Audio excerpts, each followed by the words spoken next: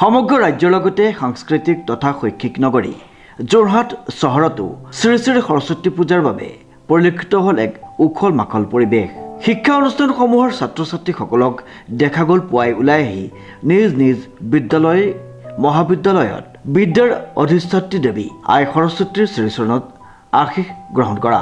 ব্যতিক্ৰম নহ'ল যোৰহাট চহৰস্থিত এখনি অন্যতম প্ৰতিষ্ঠিত শিক্ষানুষ্ঠান জেমষ্টন প্ৰি স্কুলো।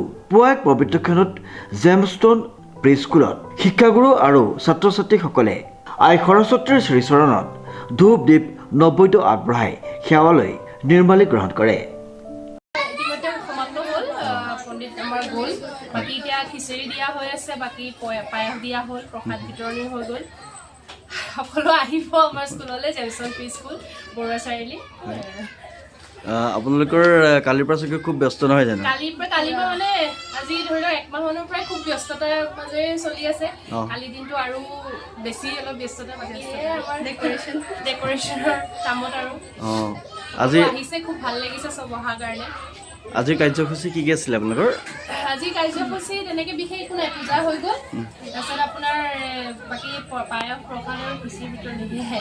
শ্ৰী শ্ৰী সৰস্বতী পূজাৰ উপলক্ষে ছাত্ৰ ছাত্ৰী অভিভাৱকসকল পুৱাই ওলাই আহি পূজা ভাগিত ভাগ লোৱা পৰিলক্ষিত হয়। মুঠৰ ওপৰত বিদ্যালয়খনত বিৰাজ কৰে এক উখল মাখল পৰিৱেশে। সকলো ছাত্ৰ ছাত্ৰী শিক্ষাগুৰু আৰু অভিভাৱক তথা নিমন্ত্ৰিত অতিথিসকলে শ্ৰী শ্ৰী সৰস্বতী দেৱীৰ শ্ৰীচৰণত আশীষ গ্ৰহণ কৰি নিৰ্মালি গ্ৰহণ কৰাৰ উপৰিও গ্ৰহণ কৰে প্ৰসাদ। উৎপল দাসৰ এক বিশেষ প্ৰতিবেদন, নিউজ নাও।